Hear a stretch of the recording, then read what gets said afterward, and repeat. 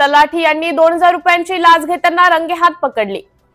आचलगाव तालुका वैजापूर येथे कार्यरत असलेले तलाठी वर्ग 3 गोविंद रामचंद्र सवनवाड वय 54 वर्ष यांना 2,000 रुपयांची लाच घेताना लाचलुचपत प्रतिबंधक विभाग छत्रपती संभाजीनगर यांनी रंगेहात पकडले।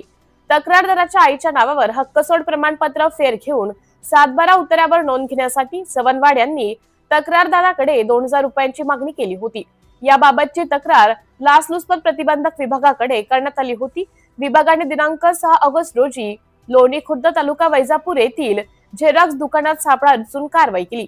यावेळी सवनवाड यांनी तक्रारदाराकडून 2,000 रुपयांची रक्कम पंचाक्षम स्वीकारली।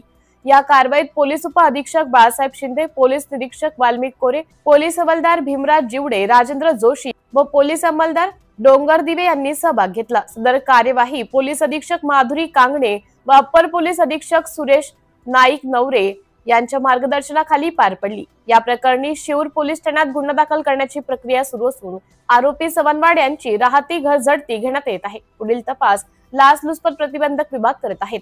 लाचलुचपत प्रतिबंधक विभागाकडून आवाहन करण्यात आलं आहे की कोणताही शासकीय अधिकारी किंवा कर्मचारी लाच मागत असल्यास नागरिकांनी तात्काळ विभागाशी संपर्क साधावा।